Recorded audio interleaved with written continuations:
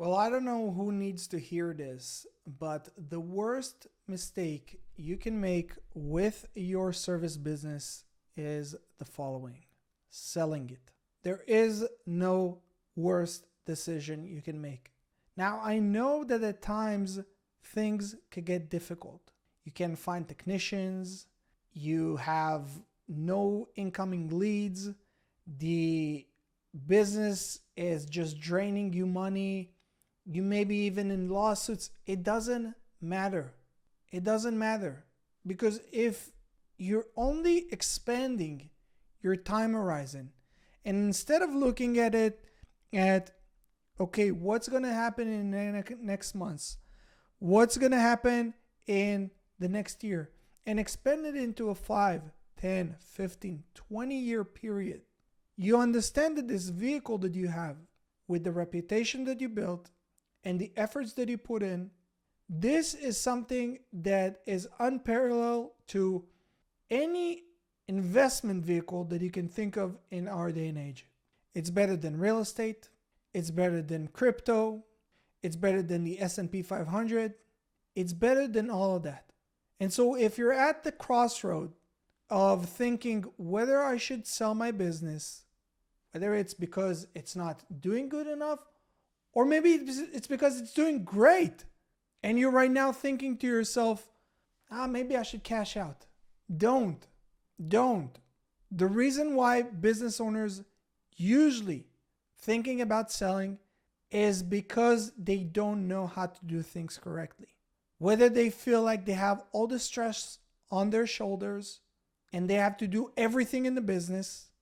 And so in this case, you want to go and hire a coach, a trainer to help you become a better manager and a better delegator, so you can bring an operator on board and you can bring someone to manage the business. If it's because of lead flow, you come to someone like me that teaches you how to do lead generation yourself, so you don't have to rely on marketing agency after marketing agency. If it's because of sales, then you go to a sales training course or coaching program, so you can know how to make more out of any appointment that you're making. But don't sell a service business. I just had a call with a prospect, someone who I really liked, a very young and motivated entrepreneur, 28 years old, built a beautiful business, doing 7 figures. And he's like, I want to cash out in 12 to 24 months. And I'm like, why? Why? You don't want to do that, guys. Especially if you're doing great. Even if you're not doing okay, but if you're doing great, you don't want to cash out, because this is a cash producing cow. This is your cash flow. You can then go, if you like real estate and you want to invest, you can put it on real estate. But this is your bread and butter. I have a lot of business owners who come to me who their route is usually something like this. They started off as a service people. Okay, they did locksmith, garage door, HVAC, plumbing, and so on. Made some money, and then they're like, I'm too good for this. And so now I'm going into kitchen remodeling. I'm going into general construction work. Okay, bigger project, invest in real estate. But the end of this cycle is they come back to me and say, I used to do this 10 years ago, and I've now done only real estate, and real estate is good, but I want to get back into the cash flow. Why? Because cash flow enables you to do all your other ventures. And there is no second best cash flow producing asset than owning a service business, guys.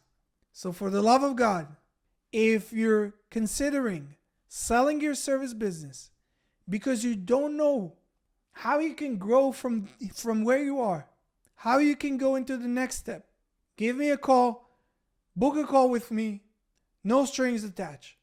Let me see if it even makes sense. I really want to help you, because in 99.999% of the cases, it's not a good financial decision, and we're making it out of wrong motivation. Maybe we feel like we burned out. And burned out meaning that we don't have SOPs. We don't have protocols. We don't have org charts. We're trying to do everything ourselves. Maybe it's because of few failed attempts that we've had with marketing agencies, with employees, with customers. All these things are fixable. You can fix it, but you need to take responsibility. You need to say to yourself, if this thing doesn't work, it doesn't mean that the business is bad. It means that I am lacking the skills to do it correctly. And when you own it, you then make decision from a place of empowerment and a place that can then, go on and fix things. Okay, this is my weak spot. Let me see how I fix it. This is something that I feel like I'm not proficient enough. Let me go ahead and take a coach to help me with it. This is something that I feel like I'm not really good at. I want to get better at it, not so I can do it myself, but so that I can hire the right person for the job and can oversee this process in a way that would benefit the business. So I hope you find it useful if you run a service business, and a lot of people get to this point. Okay, so don't get frustrated or get overly mad at yourself or feeling ashamed that you're at this point, because a lot of business owners get there. But luckily, now you have a person to tell you the truth. And when I told this guy that I was on call with, when I told him this, it was like, you know what? I think you're right. Let me rethink it. Why do I need to sell the business? Just so I can say, you'd make way more than this over the course of your lifetime. Like I'm talking 10 to 100 folds if you just stick to this one thing and improve it. And again, you don't have to be the operator to the end of times.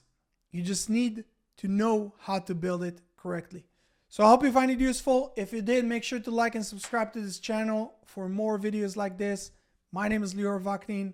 I run a coaching program that teaches service business owners how to grow their business by mastering lead generation. If you want to learn more about that, check the link in the description below, and I'll see you guys here in the next one. Peace.